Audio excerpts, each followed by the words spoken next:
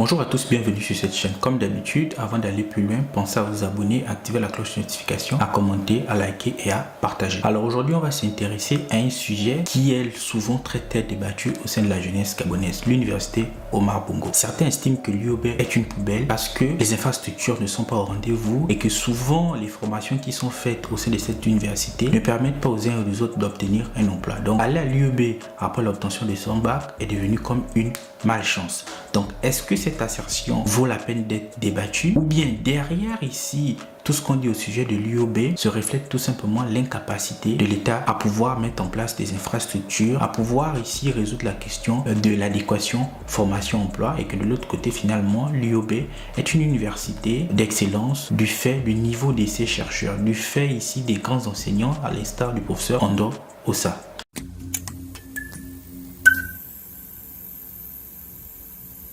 Alors, souvent les uns et les autres ont des avis négatifs au sujet de l'université Omar Bongo, certainement pour des bonnes raisons. Il y a une première question qu'on peut aborder, c'est celle des grèves intempestives. Pendant de longues années, l'UOB a eu un calendrier académique bancal parce qu'il y a eu des mois de grève. Et donc, à partir de là, de nombreux jeunes Gabonais, après l'obtention de leur baccalauréat, ne veulent pas s'inscrire à l'université Omar Bongo. Pour eux, s'inscrire à l'université Omar Bongo, c'est une malchance, c'est le signe qu'ils n'auront pas des études supérieures de qualité et stable. Donc, les uns et les autres estiment que l'UOB est une poubelle. L'UOB n'est pas un espace où on peut finalement avoir des diplômes, et des diplômes de haut niveau pouvant nous permettre d'obtenir un nom. De l'autre côté, il y a aussi la question des infrastructures, et les effectifs sont pléthoriques. On parle notamment du département des sciences économiques et de droit, qui est un département très prisé, notamment le droit. Mais les infrastructures ne sont pas souvent au rendez-vous parce que les effectifs sont pléthoriques, tout le monde veut faire le droit. Une autre question qu'on peut aborder, c'est la question de l'adéquation formation-emploi. Beaucoup des étudiants qui sortent de l'université Omar Bongo se retrouvent souvent au chômage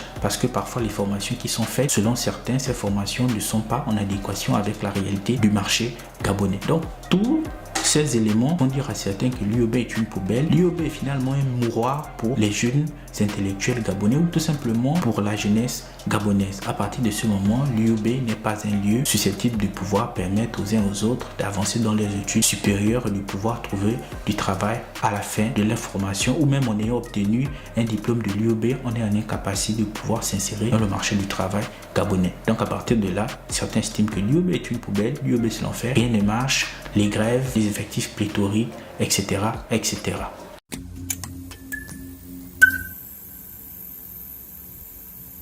Alors, on peut critiquer l'UOB en pointant tous les mots ou toutes les tares qui caractérisent cet établissement d'enseignement supérieur au Gabon. Cependant, n'oublions pas que l'UOB a formé la plupart des cadres du Gabon. Donc, la plupart des grandes figures politiques sont sortis de l'université Omar Bongo ou enseignent à l'université Omar Bongo. Donc là, je veux parler du professeur Ando Ossa et d'autres enseignants qui ont été formés à l'UOB ou qui enseignent à l'UOB. Si ces personnes ou ces personnalités enseignent à l'UOB, c'est parce que l'UOB représente finalement le fleuron de l'enseignement supérieur. Bien sûr, il y a ces difficultés en termes d'infrastructure, en termes de fonctionnement et surtout en termes d'organisation. Cependant, on ne peut pas ici dire de l'UOB que c'est un mouroir, ni de l'UOB que finalement c'est une poubelle, pour prendre des termes un peu plus simples. L'UOB fait face à de nombreux défis, mais l'UOB reste la référence en matière d'enseignement supérieur. Pour preuve, la plupart des enseignants qui ici donnent des cours à l'université Omar Bongo enseignent dans plusieurs universités à travers le monde, ou finalement enseignent même dans des universités privées du Gabon.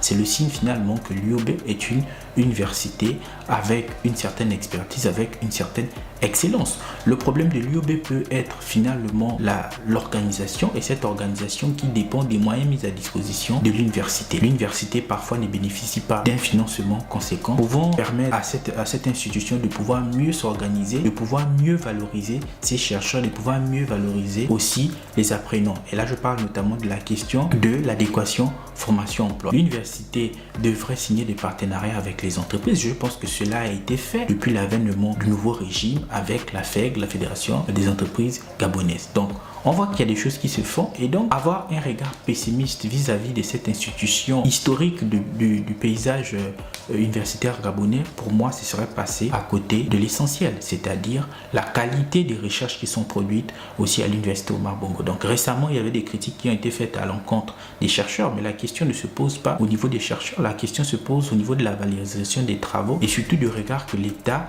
a sur ces travaux qui sont produits par centaines, par milliers par ses enseignants. Donc l'université regorge une certaine expertise et regorge aussi ici des talents à l'image du professeur Andoressa et d'autres enseignants qu'on peut citer. Donc on ne peut pas ici percevoir cette infrastructure comme ici un mouroir pour le savoir et pour la science. L'UOB a juste besoin ici d'être mieux structuré, d'être mieux organisé et d'avoir un financement pour pouvoir mieux fonctionner. Peut-être la question qu'on pourrait se poser serait de savoir s'il faut privatiser les universités publiques afin d'arriver à un meilleur rendement, à une meilleure organisation. Donc pour conclure mon propos, je dirais qu'il faut sortir ici de cette vision stéréotypée de l'université Omar Bongo. Lorsqu'on va à l'UOB, malgré l'état en matière ici d'organisation et d'effectifs, si on est concentré, on a avancé. Si on fait une formation pertinente, on pourra avancer. Donc à partir de ce moment, dire de l'UOB que ce serait une poubelle ou un enfer, pour moi, ce serait ne pas être soi-même ici déterminé à pouvoir réussir. Merci d'avoir regardé cette vidéo. On se donne rendez-vous dans un prochain numéro.